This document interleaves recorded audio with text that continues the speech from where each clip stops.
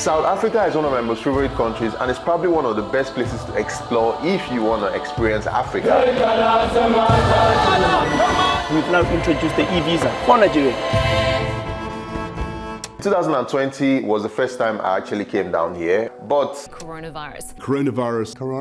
the world was on lockdown. South Africa was also on lockdown for, I think, probably 8 months, because the day I arrived, they shut down the airport, so I couldn't leave. While I was here, I got to experience only a small percentage of the country because we were all in the lockdown and people really couldn't move around like that. So immediately they opened up the airport, I had to just leave and go back to Nigeria. After experiencing South Africa for the first time, I always wanted to come back. And it seemed like they didn't want me here because the first time I was here, I got arrested by the cops for being Nigerian. And I think I made a video about that. I got arrested, they went through my phone, they put me in handcuffs. But that didn't deter me because I don't know where this my love for South Africa is coming from. I just love the city so much. So I decided to apply again for a long-term visa, and the embassy held my passport for 4 months and eventually denied me the visa. Within these 4 months, I really couldn't travel, I really couldn't do anything. I think after this happened, I was done with it. Dubai also denied me too. I was like, what's happening? Why is everybody denying me? Can't in Nigeria and just travel? So I just said I was not going to apply again. I was not going to come down to South Africa again. I just kind of gave up and I went on to doing other stuff.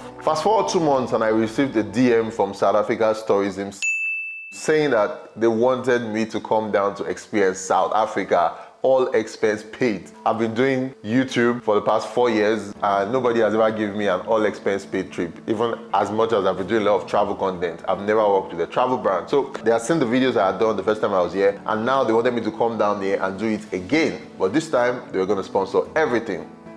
I was really excited that finally, a country is serious enough to call me down to come and experience their city because they know the value of the content, they know the value of the impact it's going to make on their GDP and on their tourism sector. So next up, hopped on a plane, South African Airways, and I landed in the city of Durban, South Africa. I'm currently on the streets of Durban. This is my first time in the city. First impression, it's a city by the coastline.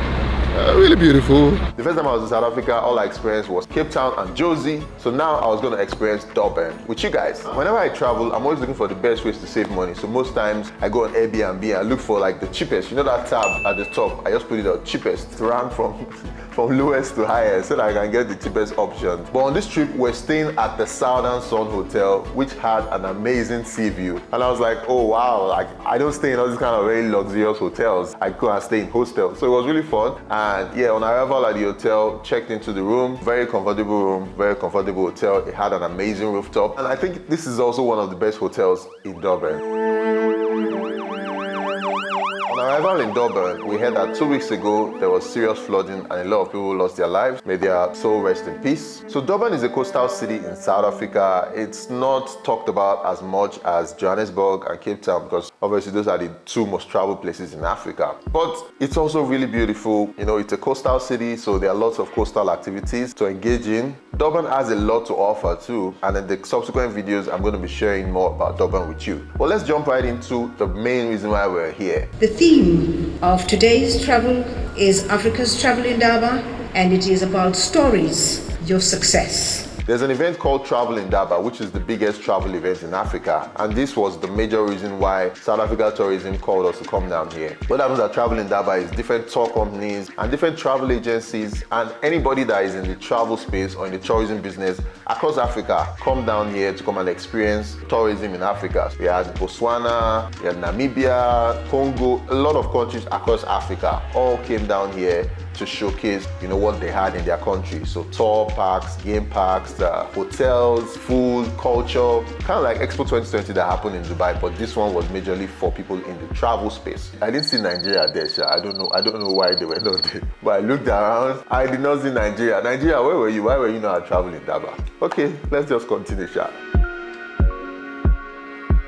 What's the whole idea behind this event? Well, so Africa's Travel Indaba is a showcasing of what Africa has to offer from a tourism perspective. Okay. So as South African Tourism, we've created this platform to enable Africa to showcase its best in terms of what we need to offer from a tourism perspective. That's why you see this variety of beautiful experiences across the length and breadth of South Africa. And you get to see other countries that have also come down and set up their stands and they're promoting themselves as tourist destinations to the multitude of buyers that we've invited from across the globe, America, Europe, Australia, China, South America. Everybody's here to come and buy South Africa and the rest of the continent.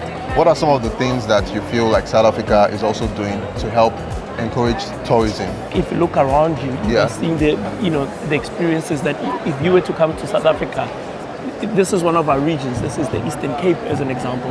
Okay. And these are some of the things that you can do when you go to the Eastern Cape. Okay. You've got guest houses, you've got hotels. Okay, so everybody that has anything to do with tourism in South Africa is here. Hotels, safaris, shark cage diving, if that's what you're looking for. Guys, do you want me to do shark cage diving?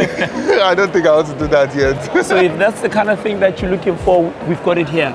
And what we've done, as a matter of fact, the South African Tourism is this platform. We work with our National Department of Tourism to create a platform for what we call the hidden gems. Those guys that have those beautiful, hidden, tucked away places where you can go there and have an amazing, authentic experience.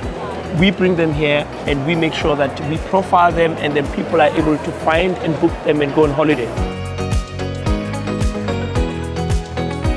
Another question I always had was, coming out to South Africa as a Nigerian is kind of always very difficult. We have this Nigeria and South Africa thing that constantly happens, just like the same way Nigerians and Ghanaians have this war over jollof. I think South Africa and Nigeria's one is more serious. But I was always wondering, why was it so difficult for a Nigerian to come down to South Africa? And I had to ask him these questions, and this was his response. First thing that is important is, I'm a South African, I live in Lagos, Nigeria. So he's a Lagos guy, you know that speaks some pidgin, but are you there?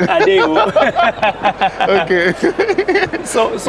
And what you are mentioning, it's actually something that is quite serious, and we are taking it serious because a lot of Nigerians have complained to us around, particularly our visas. People are finding it difficult to get our visas, or visas take too long to come out. And I can guarantee you that the missions both in Lagos and in Abuja, they have had the feedback that we've received from the market. As a matter of fact, recently we've now introduced the e-visa. Oh, there's e-visa now? Yeah, the e-visas is now live. People are now able to go online and you can apply for your visa online. Even Nigerians? For Nigeria, specifically. Oh, really? So Nigerians can do e-visas. Yeah, check it out. I need to check that out. No, you need to go to dha.gov.za, and then you see the e-link. You click on that e-link, it takes you to how you can apply for an e-visa. Oh, so you mean now you can apply for, as a Nigerian, you can apply for an e-visa without, having to go to VFS? Yes, you have that option now. Oh, wow.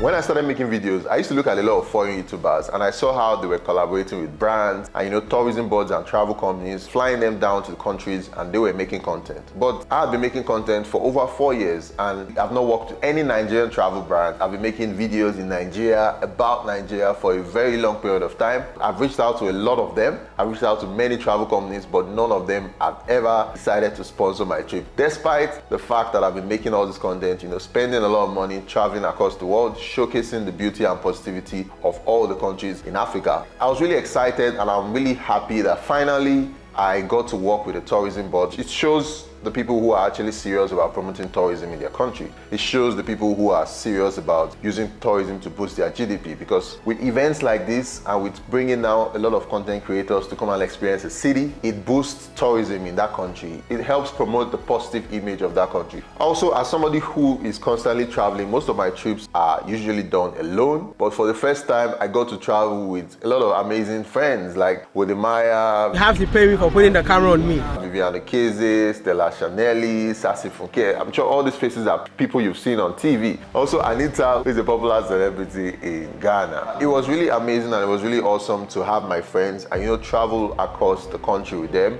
to experience Durban, to experience South Africa. This is something a lot of countries across the world do. Fly down creators, let them get to experience your city, and let them share it with their audience. So shout out to South Africa Tourism for inviting me on this trip. And guys, a lot of you that are out there, I definitely want you to visit South Africa, and I'll tell you why in the next coming videos that you're going to be seeing. I'm going to be sharing more about South Africa, more about tourism, and more about the lifestyle. So guys, that's all I have to share with you today. I hope you enjoyed this video. This is more like an intro video to me coming down to South Africa. If you like this video, please hit the like button and subscribe to the channel, and I'll see you guys on the next one. Peace.